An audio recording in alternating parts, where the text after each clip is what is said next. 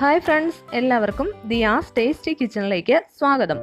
നമുക്കിന്ന് വളരെ ടേസ്റ്റി ആയിട്ടുള്ള ഒരു ചെമ്മീൻ കറി തയ്യാറാക്കാം.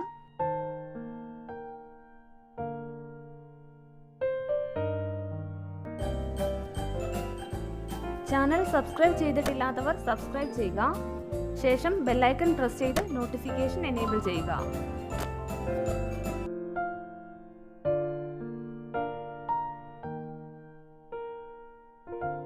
ചെമ്മീൻ കറിക്ക് വേണ്ടി നമ്മൾ 1/2 kg ചെമ്മീനാണ് എടുത്തിരിക്കുന്നത്. അത് വൃത്തിയാക്കി വെച്ചിട്ടുണ്ട്. ഇനി നമുക്കിതിലേക്ക് വേണ്ടത് സവാള, ഇഞ്ചി, വെളുത്തുള്ളി, പച്ചമുളക് എന്നിവയാണ്. സവാള ഞാൻ ചോപ്പ് ചെയ്തെടുത്തിട്ടുണ്ട്. ഇഞ്ചി, വെളുത്തുള്ളി എന്നിവ ചെറുതായിട്ട് അരിഞ്ഞിട്ടുണ്ട്. പച്ചമുളക് മുറിച്ച് വെച്ചിട്ടുണ്ട്. ഇനി നമുക്ക് കറി തയ്യാറാക്കാം. അതിനായിട്ട് ഒരു മൺചട്ടിയിൽ എണ്ണ ഒഴിച്ചു കൊടുക്കാം. ഞാൻ 3 ടേബിൾ സ്പൂൺ കോക്കനട്ട് ഓയിലാണ് എടുത്തിരിക്കുന്നത്. ഈ ഓയിൽ നന്നായി ചൂടായി കഴിയുമ്പോൾ നമുക്കിതിലേക്ക് ചോപ്പ് ചെയ്ത് വെച്ചിരിക്കുന്ന സവാള ചേർത്ത് കൊടുക്കാം. ഒരു വലിയ സവാള ഞാൻ ചോപ്പ് ചെയ്തെടുത്തിട്ടുണ്ട്. ഇനി ഇത് നന്നായിട്ടൊന്ന് ഇളക്കി വഴറ്റിയെടുക്കാം.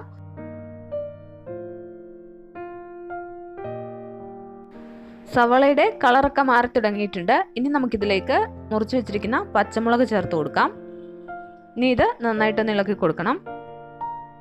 ഇത് പെട്ടെന്നൊന്ന് വഴന്ന് കിട്ടുന്നതിനായിട്ട് നമുക്കിതിലേക്ക് ഉപ്പ് ചേർത്ത് കൊടുക്കാം. ഇത് നന്നായിട്ടൊന്ന് ഇളക്കി കൊടുത്തതിന് ശേഷം നമുക്കിതിലേക്ക് ചെറുതായിട്ട് അരിഞ്ഞു വെച്ചിരിക്കുന്ന ഇഞ്ചി, വെളുത്തുള്ളി എന്നിവ ചേർത്ത് കൊടുക്കാം. ഇഞ്ചി, വെളുത്തുള്ളി എന്നിവ നമുക്ക് വേണമെങ്കിൽ ചതച്ചും ചേർക്കാം, അല്ലെങ്കിൽ അതിൻ്റെ പേസ്റ്റ് വേണമെങ്കിലും ചേർത്ത് കൊടുക്കാം. ഞാനിപ്പോൾ ഇത് ചെറുതായിട്ട് അരിഞ്ഞാണ് ചേർത്തിരിക്കുന്നത്. ഇനി നമുക്ക് ഇത് നന്നായിട്ടൊന്ന് ഇളക്കി വഴറ്റിയെടുക്കാം. ഇനി നമുക്ക് ഒരു തണ്ട് കറിവേപ്പില കൂടി ചേർത്ത് കൊടുക്കാം. ഇതിപ്പോൾ നന്നായിട്ട് വഴന്നു വന്നിട്ടുണ്ട്. ഇനി നമുക്കിതിലേക്ക് പൊടികൾ ചേർത്ത് കൊടുക്കാം.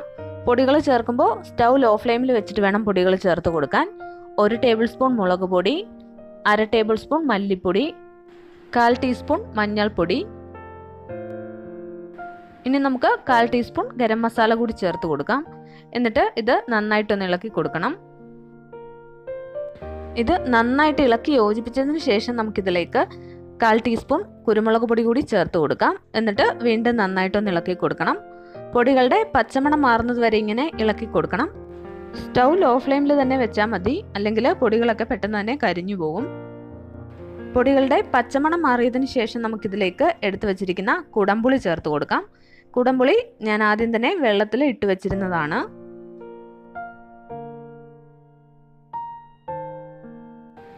കുടംപുളി ചേർത്തിട്ട് നന്നായിട്ടൊന്ന് ഇളക്കി കൊടുത്തിട്ട് നമുക്കിതിലേക്ക് കുറച്ച് വെള്ളം കൂടി ചേർത്ത് കൊടുക്കാം. നമ്മുടെ ചെമ്മീൻ വെന്ത് കിട്ടുന്നതിനാവശ്യമായിട്ടുള്ള വെള്ളം ചേർത്ത് കൊടുത്താൽ മതി.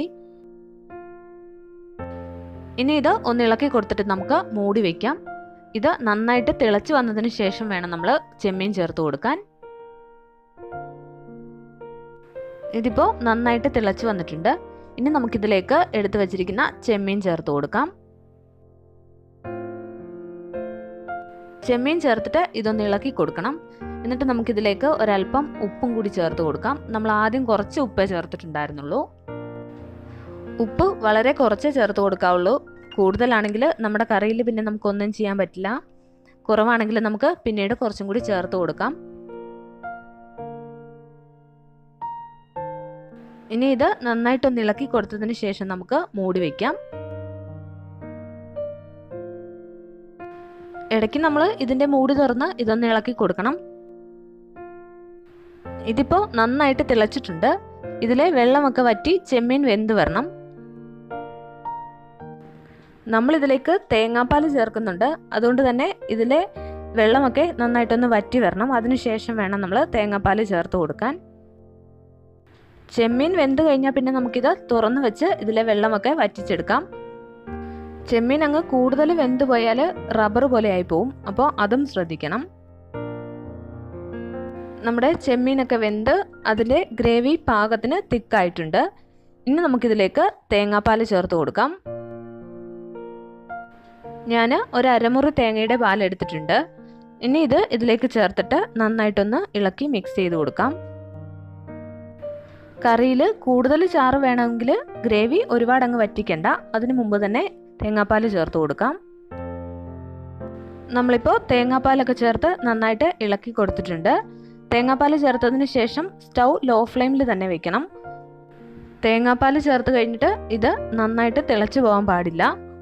നമ്മുടെ ചെമ്മീൻ കറിയിൽ ചെറുതായിട്ട് തിളച്ച് തുടങ്ങിയിട്ടുണ്ട്. ഇനി നമുക്ക് സ്റ്റൗ ഓഫ് ചെയ്ത് കൊടുക്കാം. മൺചട്ടി ആയതുകൊണ്ട് തന്നെ ഇതിൽ ചൂട് നന്നായിട്ട് നിൽക്കും. അപ്പോൾ തിള വന്ന് തുടങ്ങുമ്പോൾ തന്നെ സ്റ്റൗ ഓഫ് ചെയ്ത് കൊടുക്കണം. നമ്മുടെ വളരെ ടേസ്റ്റി ആയിട്ടുള്ള ചെമ്മീൻ കറി റെഡി ആയിട്ടുണ്ട്. എല്ലാവരും നമ്മുടെ ഈ റെസിപ്പി ഒന്ന് ട്രൈ ചെയ്ത് നോക്കുക. റെസിപ്പി ഇഷ്ടമായെങ്കിൽ നമ്മുടെ ചാനൽ സബ്സ്ക്രൈബ് ചെയ്യാനും വീഡിയോസൊക്കെ ഷെയർ ചെയ്യാനും മറക്കരുത്. താങ്ക്